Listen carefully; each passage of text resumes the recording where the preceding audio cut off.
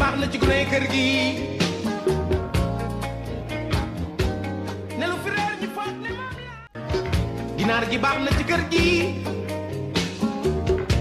ne saa yoo ko dàqee wax ci say soxla. jërëjëf mbokk yi ci ànd bi ngeen ànd ak seen télévision Futur Média seen émission sama kër ñu ngi waat kon fii ci diwaanu Thiès jóge Kër Moussa ñëw fii ci Thiès ville lu war la parce que bu ñu demee ci Kër Moussa waxtaanee jafe-jafe yi nga xamante ni ñu ngi koy am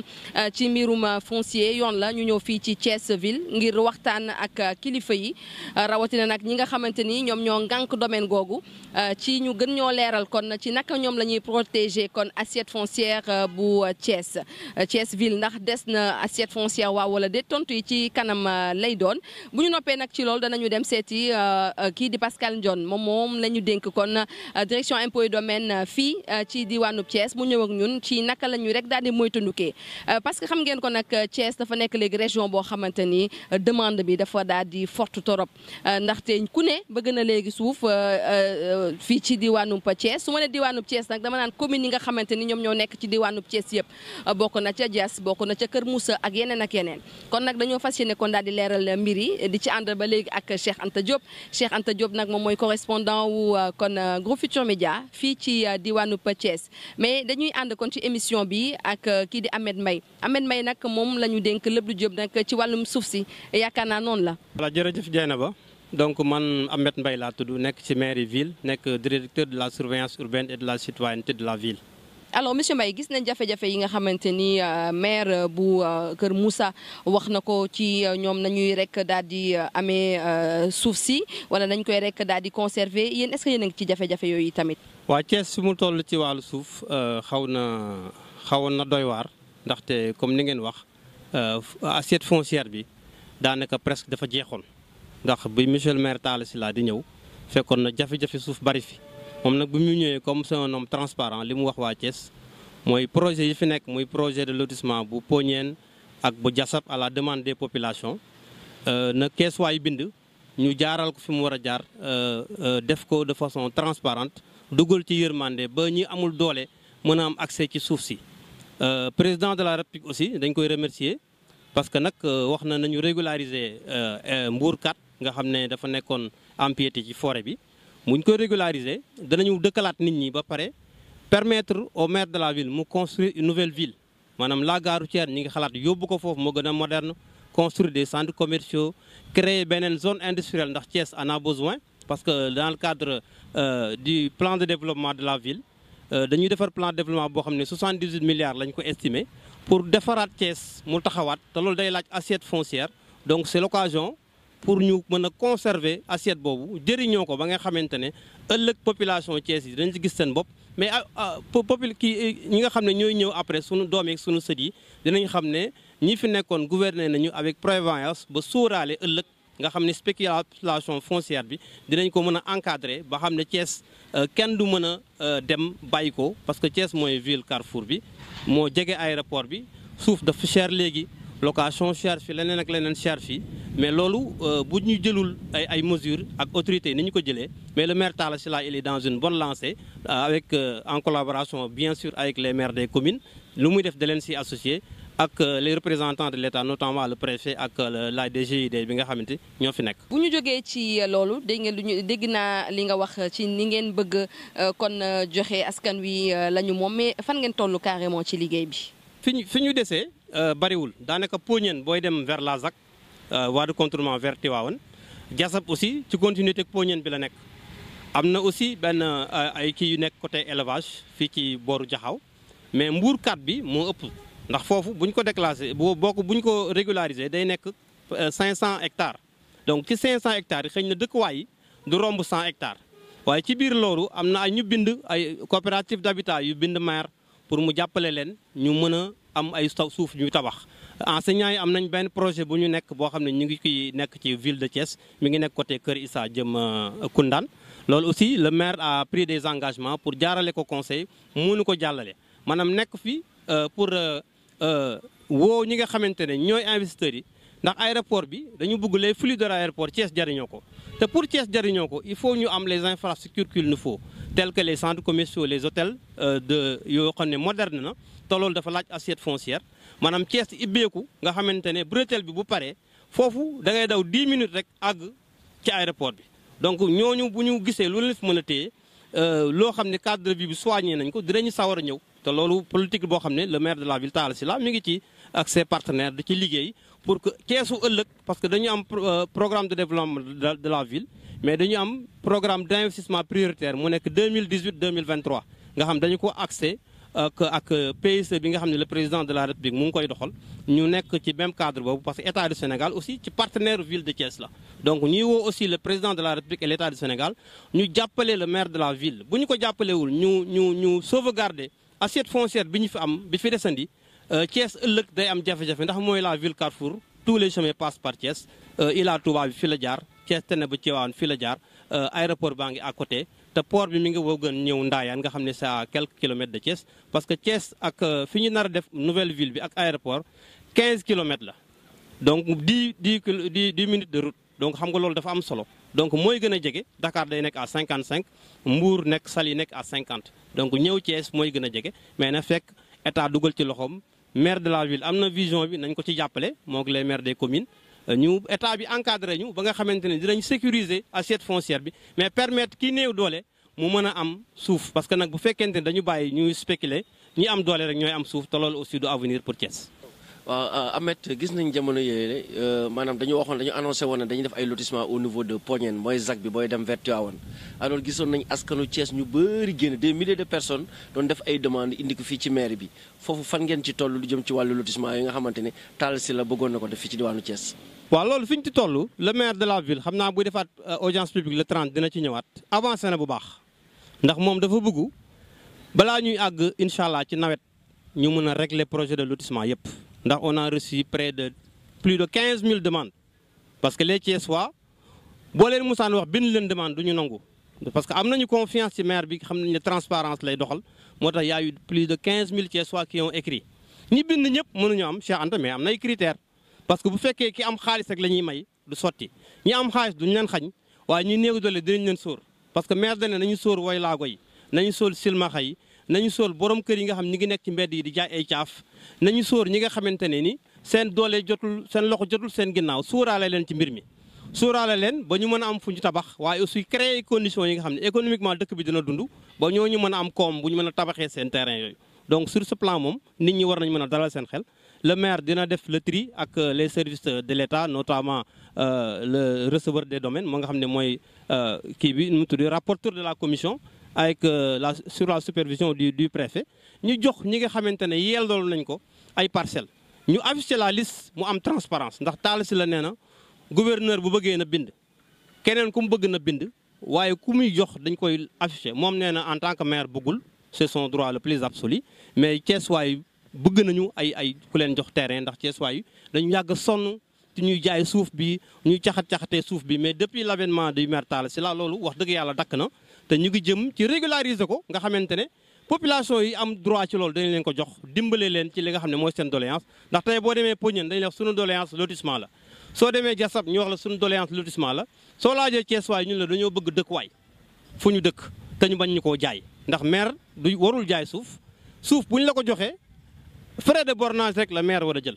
te loolu la maire Talla Sylla engagé wu wàññi frais de bornage ba mu wàññeeku ba nga xamante ne 100 000 la woon waaye wàññi na ko ba 50 000 nga xamante ne waaye créer aussi zone industrielle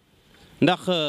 ñi nga xam ne dañu bëgg a investir dans le domaine de l'industrie bu ñu ñëwee war nañu am une zone industrielle mu am assiette foncière bi nga xamante ne ville de Thiès moo koy mettre à leur disposition ñu mën a liggéey Thiès mënu cee dund ay doomu Thiès liggéey ci ndax soxla nañu loolu aussi ndax dëkk bi dafa war a dem nous sommes la deuxième ville la ville Carrefour mais Thiès dafa metti économiquement dundul dafa des sur le plan des infrastructures des na tane nañu région yu bari waaye war nañu gën a jéggi fii ndax gan yi wàcc fi aéroport Blaise Diagne bu Diass parce que Blaise Diagne Thiès la ñuy wax sax parce que Diass est dans le département de Thiès Thiès étant la capitale régionale fii la ñuy ñëw donc fii bu ñu fi ñëw war nañu gis cadre de vie boo xam ne dina méngoog loo xam ne touristes yi dinañ ko ñeme gan yëpp bëgg a visiter Sénégal bëgg a visiter Thiès donc état bi dafa am devoir jàppale la ville de Thiès notamment le maire de la ville ci loolu parce que nag aéroport bi dafa jege te gan yi ganu Sénégal lañu duñu ganu Thiès donc président Macky Sall xëy je sais que mi ngi commencé def ay efforts dans le cadre des infrastructures Promoville bi mi ngi fi waaye des na li bari des na waaw ñu ngi koy xaar daal ci côté boobu bu baax a baax. mais gis nañ ne aussi Thiès mi ngi xaw a niroog Ndakaaru lu jëm ci wàllu location yu cher yi tey jii biir commune Thiès pour nga am fi dëkkuwaay maanaam location benn appartement booy nekk cher na lool fu mel ni Mbour 1 Mbour 2 jàpp Parcelles aussi bu njëkk a yomboon na waaye mel na ni ñu bëri jógee Ndakaaru wut si Thiès moom moo tax gars yi yokkaat location yi foofu aussi lan la mooy sa xalaat. li ko indi rek mooy spéculation bi amoon ak moo tax dama ne am na ay coopérative d'habitat mais am nañ ay partenaires yoo xam ne dañu bind maire pour mu jox leen ay hectares ñu tabax des logements sociaux accessibles aux populations à revenu moindre quoi. donc ñooñu ñi nga xam ne seen xaalis néew na te ñi ngi góorgóorlu di liggéey ñu permettre leen ñu am ay kër ci anam boo xam ne non seulement dana yomb waaye dinañ ko tàlli ba nga xamante ne danañ ko àttan ñoom. parce que fii citoyens yëpp ñoo yem waaye il faut que autorités yi jàpp ci loolu kenn mënu ko def te amoo appui état loolu c'est pas de la politique mais état dafa war a dugal loxoom ci loolu. bu ñuy wax président dafa bëggoon location yi wàññeeku c'est vrai que jéem na mais affaire bi tout le monde sait que demul li ko mën a dindi nag moo ñu créer les conditions fexe ñi ñëwul doole ñu wutal leen kër bu ñu mën a téye su ko defee bu nit ñi commencé am kër. forcément le coût de la location day baisser parce que logements sociaux yi on a des partenaires italiens ak ñeneen ñoo xam ne pare nañ ñoom pour loolu. ils sont prêts à vendre des maisons yoo xam ne bu ñu ko jaayee ay 3 millions ki 4 millions ki 5 millions nit day mën a am kër. te fii benn terrain rek pour nga am ko Mbour 1 wala Grand Standing ça te coûte 10 millions ou 15 donc loolu moom vraiment politique la boo xam ne maire de la ville Talla Sylla mu ngi ci am na vision bi am na xalaat bi. mais dañuy demander aussi accompagnement au état ak compréhension population je sais qu'ils ont confiance à leur maire boo xam ne moom li ko soxal mooy développer uniquement la ville de Thiès. en tout cas Ahmed ñu ngi lay gërëm bu baax di am yaakaar ne ni projet yi ngi fi tudd yëpp pour dimbali askan wi bu sottee loolu njëriñu Thiès la mun na nekk sax njëriñu ñeneen ñi nga xamante ni dëkkuñu Thiès di leen ñaanal xanaa mu antu pour njëriñu askan wi ndaxte bu ñu amee ay logements sociaux loolu daanaka moom ngënal la kon ci ñëpp bu ñu jógee fi nag Ahmed Mbaye xam ngeen ne dañuy dem seeti Pascal Ndione moom nag nee naa impôt et domaine moom la ñu ko dénk fii ci diwaanu Thiès donc ala kulli ali il faut ñu dem waxtaan ak moom ci maanaam spéculation foncière yi ak ñii di jënd ak njaayum suuf fii ci région bu Thiès naka la ñu war a mën a jaar pour jafe-jafe bañ cee am kon ñu dem seeti Pascal Ndione te ñëw. gan gi baax na ci gune kër gi. maa ngi tudd Babacar Pascal Dione nekk inspecteur principal des impôts et domaines chef du centre des services fiscaux de Thiès. nekk en même temps conservateur des droits et de la propriété foncière mais surtout receveur des domaines te xam naa casquette bu mujj boobu ma wax certainement moo la gën a intéressé donc di am kontaante ak mbégte di la recevoir fii Dieynaba Seydou Ba ci sama kër yow sa émission mi ngi tudd sama kër mais tey moom man maa la recevoir sama kër di la ci sant di la ci gërëm am mbégte loolu vraiment fas yéene waxtaan ak yow jërëjëf. bu ñu waxee impôt et domaine dañuy wax mbirum suuf fan ngeen toll léegi ci jafe-jafe yi ci wàllum suuf. xam nga impôt et domaine bokk na ci liggéeyam vraiment mu def liggéey de communication auprès des populations pour ñu mën a xam d'abord ñun ñooy ñan lan mooy sunu liggéey ci administration bi lan moo ci sunu cër naka lañ koy doxalee loolu dafa am solo xam nga impôt ñaari bànqaas la bu am solo benn bi impôt la benn bi domaine la te ñaari casquette yooyu yëpp dañ ci am ay prérogatives yu am solo yoo xam ni sunu liggéey dafa màcc jëm ci loolu ñu am ci ay responsabilités laal nga nag domaine bu am solo muy mbirum suuf de manière générale xam nga suuf moom boo ko seetloo enjeu bu am solo la parce que bépp investissement bu ñu def ci àdduna ci suuf lañ koy def mën naa wax ni suuf c'est le réceptacle de l'ensemble des richesses des investissements loolu moo tax mu am enjeu bu stratégique te tudd nga Thiès effectivement Thiès ci at yi enjeu suuf daf fi am solo li ko waral nag lu yomb a xam la d'abord Dakar ñëpp xam nañ ni Dakar fees na Dakar saturé na sur le plan démographique te Thiès moo sës ci Dakar région Thiès moo wër Dakar kon bu Dakar feesee Thiès moo fi sës te rawatina aussi mu am ay investissement yu am solo yoo xam ni ay at a ngi nii depuis 2012 un peu peut-être avant ay investissement yu am conséquence économique yoo xam ni yu am solo la ci Thiès dañ ko fi commencer réaliser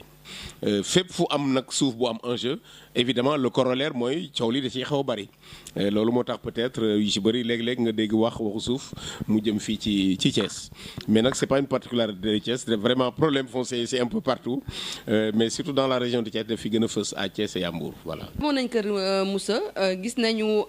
li nga xamante ne maire wax nañu ko ci ay jafe-jafe yéen léegi bu nekkee yow da ngay wax par exemple ak sénégalais lambda yi nga xam ne ñoo ñu seetaan tey bu ñu ne nit kaay nga dem jëndi suuf au niveau donc de la région de Thiès yan conseil nga leen di jox. waaw bon éviter problème yi dina jafe mais en tout cas état bi jël na ay dispositions yoo xam ni dina permettre ñu wàññi problème bi déjà décision yi njëkk a jël mooy en termes de communication. nañu gën a waxtaan ak nit ñi ba ñu xam nañu les enjeux ba pare mais ñu xam naka la ñuy saytoo suuf lan la yoon wax ci wàllu suuf xam nga suuf yi dafa bëri façon vraiment am na li ñuy wax le domaine public am na lu ñuy wax le domaine privé des particuliers et de l'État mais surtout am na li ñuy wax domaine national li ëpp nag ci suuf si régime domaine national lañ koy appliquer malheureusement réglementation bi ñu ci bëri xamuñ ko loolu moo tax fii au niveau de la région de Thiès et je profite de l'occasion d'ailleurs pour féliciter les autorités de la cour d'appel de Thiès ñi nga xam ni organisé nañ il y a de cela quelques semaines benn panel bu am solo dans un hôtel de la place ñu invité ci l'ensemble des autorités judiciaires yi nga xam ni ñoom ñooy saytu suuf ci wàllu àtte muy cour d'appel di tribunal grande instance ak yeneen tribunaux yi nekk au niveau de la région inviter les auxiliaires de justice les officiers de police les officiers de gendarmerie inviter également les services techniques de l'État mais jox le receveur que je suis la responsabilité d'animer le panel ñu def vraiment waxtaan bu am solo boo xam ni leeral na lu bari ci fonctionnement wu suuf rawatina domaine national bi nga xam ni moo ëpp ci li nga xam ni mooy indi ay jafe-jafe yaa ngi may wax ni yéen ngi jaar Kër Moussa suuf si nekk yëpp li ci ëpp solo domaine national c'est vrai qu'il y a quelques titres fonciers yu fa nekk parce que titre foncier AIBD une partie ci Kër Moussa la bokk beneen bi bokk dans le département de Mbour mais waxtaan boobu waxtaan bu am solo la état bi également jël na initiative wu anticiper xam nga ni commission nationale de la réforme foncière def na liggéey bu mucc ayib ba conclusion yi jox nañ ko président de la République mu ngi koy xool bi nag bu ko nit ñi yàkkamti suuf dafa doon loo xam ni loo ci yàkkamti rek gis ci ay conséquences def nañ ay propositions yu am solo état baa ngi koy xool le président de la République notamment mais xam naa du ñàkk fii leeg diir dina am ay coppite yu am solo yu ñu jël mu jëm ci wàllu gestion wu suuf fii ci Sénégal. mais léegi lan la ñu mën a jàpp léegi ci conseil yu mujj yi nga xamante ni yaa ngi koy jox ñii di usagers yi bëgg jënd suuf fii ci diwaanu Thiès parce que dama ciy rek daal di insister bëgguma daal ñuy ñëw di wax ne dañoo am ay problèmes fonciers litige ak yi ni mel yan conseil la. waa conseil bi may njëkk a joxe képp koo xam ne da nga bëgg a jënd suuf amul régime spécial c'est comme jëndal rek ak jaayante mais nit ki lay jaay na la jox firnde d'abord ne li mu lay jaay moo ko moom yow jéem su ma la doon jaay sama oto tey li may njëkk a laaj mooy carte grise oto bi nga xool ko gis ci sama tur xam ni maa ko moom nga xool li ñu bind ci carte grise bi mu méngoog li nekk ci oto bi nga xam ni kayit bi mooy kayitu alal bi ngay jënd nga soog a jënd ñu soog a defante acte de vente ak suuf c'est la même chose boo dee jënd suuf mais ki la ko jaay na la won firnde ni li mu lay jaay moo ko moom kayiti suuf nag dafa bari façon bu fekkee domaine national li ngay jënd ci domaine national la nekk am na façon kayit yu bari yu ñu la war a mën a won bi ci jiitu mooy délibération actuellement du ñu waxati délibération du conseil rural parce que mais conseil rural amatul mais délibération commune bi délibération d'affectation xam nga boo jëlee domaine national ce sont les collectivités locales les communes notamment qui ont la compétence d'affectation et de désaffectation du domaine national donc boo dee jënd saytul kayit boobu ba xam bu fekkee domaine national la est-ce que délibération bi am na bu délibération bi amee xoolal est-ce que am na approbation du sous-préfet parce que domaine dafa bokk ci 9 domaines de compétence yi nga xam ni décision bu ci conseil bi jël balaa am une conséquence juridique il faut que le représentant de l'État approuve ko mooy le sous-préfet au niveau des zones rurales donc bu dee li ñu lay jaay délibération mooy kayit bi foog nga xool ba xam ndax am na approbation au sous-préfet bu loolu amee maintenant bu fekkee yow mën ngaa jege les services des domaines nga laajte pour am information parce que bu dee kër goo xam ni dëkkuwaay la yooyu kayit rek doyul bu dee dëkkuwaay la foog nga jege domaine ñu xool ndax kër gi ñu lay jaay terrain bi ñu lay jaay est-ce que c'est dans un lotissement régulier lotissement régulier mooy lotissement boo xam ni dëgg la commune bi moo ko porté mais dañ ko déposer auprès des services de l'État ba mu am approbation c'est le service de l'urbanisme qui est compétent pour gérer les dossiers de lotissement day jaar ci service technique yëpp ñu joxe ay avis mu jaar ci commission régionale d'urbanisme mu joxe avis mu soog a dem ministère de l'urbanisme ñu approuvé ko bu dellu si loolu ñun moom la ñuy wax lotissement régulier mais lotissement yu bëri nag du Thiès donc ci Sénégal c'est des lotissements irréguliers qui ne sont pas approuvés loolu nag ku koy jënd boo ñëwee laaj ñun duñ ci xam dara boo bëggee régulariser aussi pour am kayit yu valable doo ko mën a am parce que service état yi lotissement bu ñu xamul du ñu instruire dossier bu ko concerné loolu donc lu ci am solo la. xam nga jëndal nag ñu régulariser loolu wóorut li wóor mooy nga jënd loo xam lu nekk en règle la moo gën ngay jënd lu ñu régulariser parce que régulariser mën nañ ko régulariser comme mën nañ ko ñàkk a régulariser en tout cas conseil bi may joxe daal képp ku jënd suuf rawatina nag ci zone Thiès bi nga xam ni vraiment c'est la ruée vers le foncier de Thiès nañu dem ci service technique yi laaj ci ay renseignements ba mu wóor leen ni li ñuy jënd lu mucc ayib la. gërëm nag bu baax a baax ci conseil yi mbokk yi déggu leen Pascal Ndione nu mu wax nag bu nekkee ñu ngi leen di jaay ay suuf ci région wu Thiès wala feneen fu dul région wu Thiès dem leen impôt et domaine ñu xoolal leen lotissement bi nga xamante ni lotissement bu irrégulier la foofee kayit boobu du jàll kon dem leen ngeen seeti impôt et domaine ñu wax leen bu baax li ngeen di def rawatina nag ngeen jënd ay lotissement yu régulier. vraiment suñu ñëw Thiès bi rëccuwuñu ko ndaxte gis ngeen li ñu fi wax yëpp ci ay information la ko dale woon ci émission ba le jàll jaaree Kër Moussa ñëw fii nii ci Thiès ville mais aussi waa DGID ak Pascal Ndione li nga xamante ni wax nañ ko ci information wu askan wi mais lu ñuy gën a retenir mooy li nga xamante ni Ahmed Mbaye wax na ko moom mi nga xamante ni ci mairie ville bi la nekk nee na ubbi nañu kon bureau yi ku bëgg a déposer nga dëkk fii ci Thiès bëgg a déposer pour am suuf da ngay rek daal di ñëw déposer bindal sa demande boo bëggee suuf wala nga bëgg suuf boo xamante ni da nga ciy dëkk wala boo xamante ni kon suuf à usage industriel la da ngay bind photocopier kon sa carte d'identité légaliser ko ñëw déposer ko bu nekkee nag liste bi génn na dañ ko fas yéene daal di afficher loolu donc pour kon des questions de transparence maire bi kon di Talla Sylla moo ko fi rek daal di indi kon loolu incha allah danañ ko rek daal di topp ngir xool ndax askan wi ñi war a am jot nañu kon nag danañ ko rek daal di suivre dañuy gërëm nag bu baax Cheikh Anta Diop Cheikh Anta kaay nga fekk si ma Cheikh Anta nag moom mooy kon correspondant wu groupe Futur Média kon fii ci Thiès dañu koy gërëm bu baax a baax ndaxte émission bi moom moo ko coordonné dalee Kër Moussa ba fii ci Thiès moom moo ko rek daal di coordonné Cheikh Anta maa ngi lay gërëm. waaw ñoo ngi lay fay bu baax Dieynaba ci émission bi li ñu def rafet na lool ndaxte tey jii ñaari communes yi ñu demoon Kër Moussa jàpp ñëw aussi Thiès defe naa ne tey jii xibaar génn na fi lu jëm nag ci wàllu suuf lu jëm nag ci wàllu ñi nga xamante ne ay demande la ñuy def pour ay parcelles à usage d'habitation ñu bëri dañ doon yaakaar ne maanaam suuf yombul noonu mais comme ni ko Ameth Mbaye waxee boo bindee ñëw déposé ak sa photocopie carte d'identité am nga chance nga am terrain. kon ñi seen wërsëg nekk bu ñu déposé rek incha allah danañ rek daal di am kon nag def leen démarche yi ngeen dem